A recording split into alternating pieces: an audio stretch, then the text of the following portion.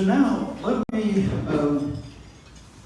recognize retiring board members before installation and handing the gavel to Rich. I want to spend a moment to say thank you to our members for the especially good work they've done this year, and especially to retiring board members. To the members, I say thank you for your tremendous support. And now in recognizing outgoing board members. First, board members who served the foundation as well as the club. Jody Walker, who served as president of our foundation. Ross Oppenheimer, who served as our treasurer. Tom Wright, who served on the board.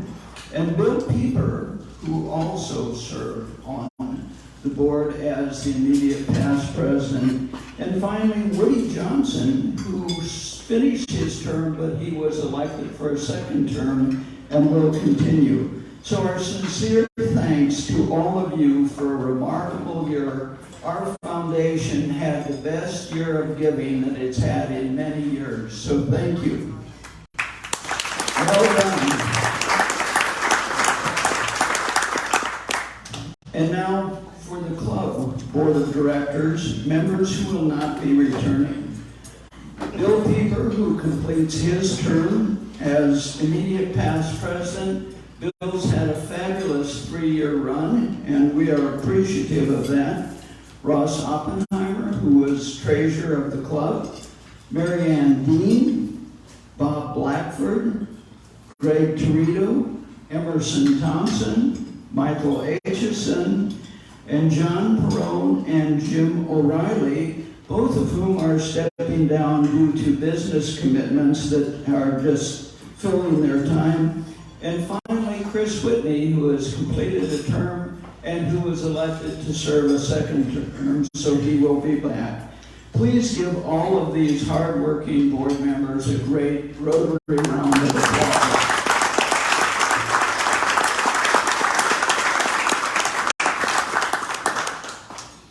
And now it is time to turn over the mic to Rich to introduce our district governor, Barry Gaynor. Rich?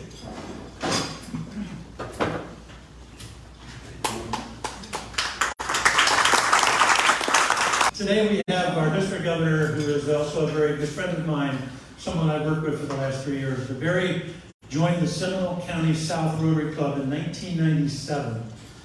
He has perfect attendance, so he fits right into our group. He's acted as the president of his club from 2003 and 2004. He has led the club's youth program. He's chaired scholarship committee for most of his tenure. He served as the district RILA committee for 15 years, served as district chair for the New Generations and Interact, as well as an assistant governor twice. He has led 2 study exchange teams, one in Taiwan in 2015 and Argentina in 2016. He's in his professional life, he's worked for Arthur Andersen. We're both alumni of the Ford Motor Company and the German Trading Company. He has served, and also he served as the Seminole County School Board. He is married to his wife Lynn for 50 years, and I guess more than 50 years. Yeah. And they have 2 daughters and 4 granddaughters. So would you please give a Rotary welcome to our new district governor, Barry Gaynor.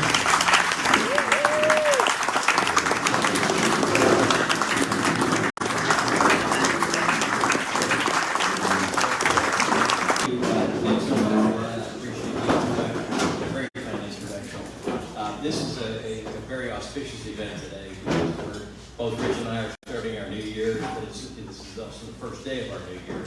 So we're both very green, and I'm sure we'll both muddle through it. So I look forward to that. Dick? You like to say it first? I do. I want to say again that how much I appreciate everything you did last year to keep this club moving forward.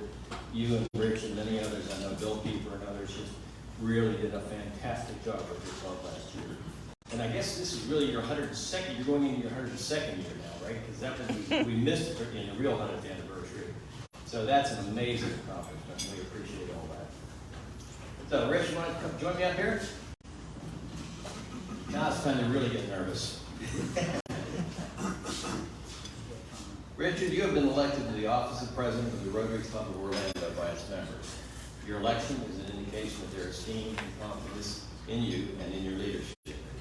They also believe you will uphold the high traditions of the club, that you will give to the best of your ability and further the interests of the club and carry forward the object of Rotary and serve the above self.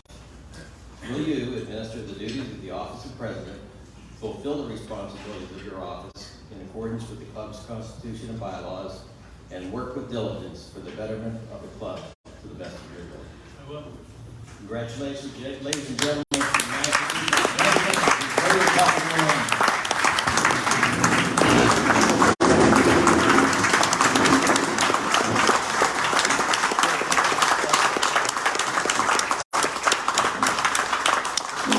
This is the time of the program when I symbolically hand over the gavel to Rich.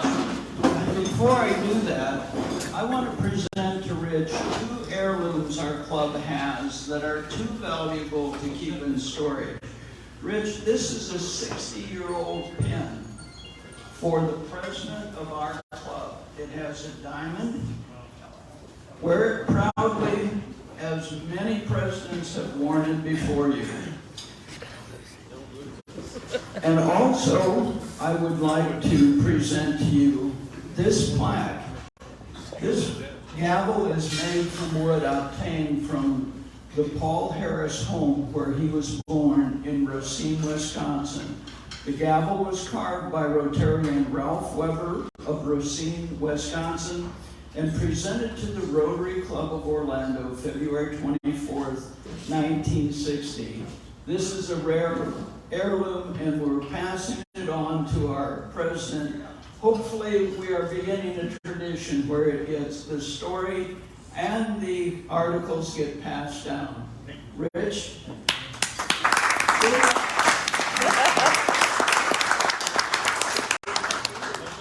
Don't go away. I want to reciprocate something.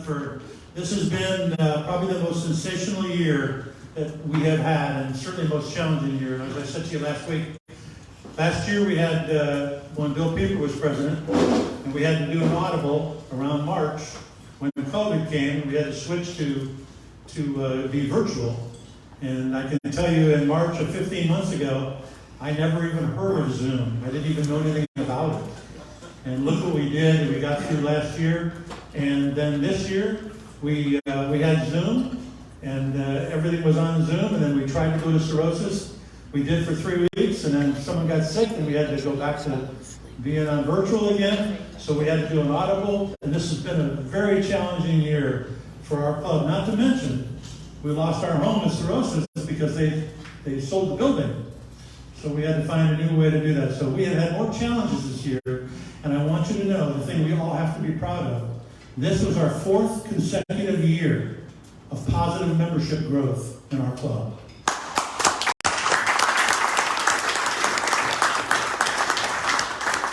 And last week, if you weren't here, we gave Dick an award for virtually being the best president we've ever had. So today, I give you a legitimate Lynn of thanking you for your year of service and what an awesome year it was. Thank you.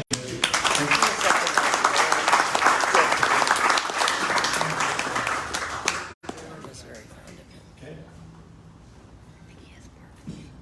Thank you. Okay, I'd like to ask the officers and directors, first of all, those that are elected and are going to continue in their role. Now I'd like to ask the newly directed officers. We've got Chris Whitney, who is going to join us again for another 2-year term. Sarah Carlson, Catherine Conroy, Drew Hallgren, and John Taggart. If you could come up to the front. Thank you very much.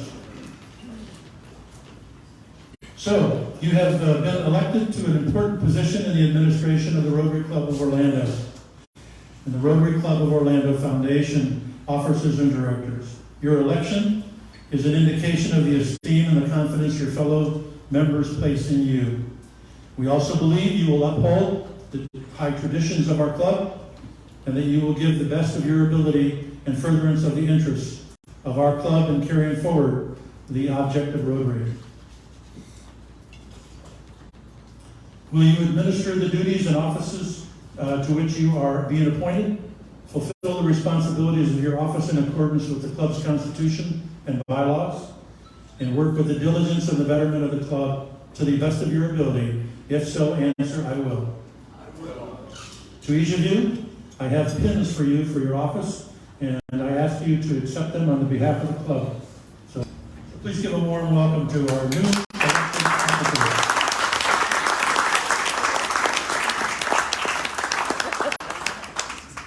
I guess I would tell you that for those of you that have been past presidents before, you've relived this day. The day that you take over and the realization of the tradition of this club and the responsibilities that you have, they become a little bit more real. I've been, as I said, club secretary for 8 years, and then this last year when I became president-elect, Ed Force set up, and he took over as club secretary. But I can tell you that when you go through that and you work with new incoming presidents as a club secretary, you've got to be flexible because each president has their own nuances and you've got to adjust to what they do and so on. And I was kidding Dick all the time that he was the 8th president that I worked with, and I think the 9th one ought to be a piece of cake. But the realization as we got closer to this and of the tradition, responsibilities, and all that sort of stuff sort of hit me this morning when I was getting ready. We will continue to the service to our community and our food banks and all the things we started. We did a strategic plan this last year. That's our marching forward now. And the new board will revisit that strategic plan every week, every month we get together to make sure that that is our roadmap to where we want to go and how we want this club to continue to grow. We just completed our 4th consecutive year of membership growth, which is an unbelievable accomplishment based upon what Rotary has been through, really worldwide.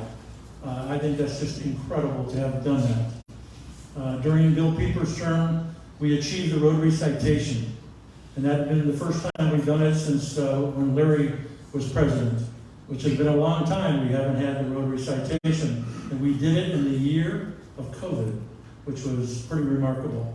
And of course, it was followed up this year with COVID again, and we got the Rotary citation again under Dick Harris's leadership. So 2 consecutive years of the Rotary citation, and I know No it's pressure. tradition, I know. But in this case, I do feel pressure. We really need to continue that tradition of the Rotary Club of Orlando. For those of you that know, I served as the district membership chair for the last 3 years. And for that, I worked with all 47 Rotary clubs in Central Florida. I have visited Rotary clubs. In the last 3 years, I have done between 50 and 60 Rotary clubs a year, including my own. So I have visited other clubs, I've worked with other clubs, I've tried to help them. And since I visited so many Rotary clubs, and you can also remember a few years ago, I was commuting to Wichita for 2 years. And I was on the board, and for 2 years I was commuting to Wichita back and forth. I only missed 2 board members. I only missed 2 board meetings in that 2-year period of time. Because my client in Wichita insisted that I didn't miss board meetings. So because of that, every week, I visited a different Rotary club in Kansas, or I went to Las Vegas. I even went to St. Martin. But I visited lots of different Rotary clubs during that 2 years that I was commuting back and forth.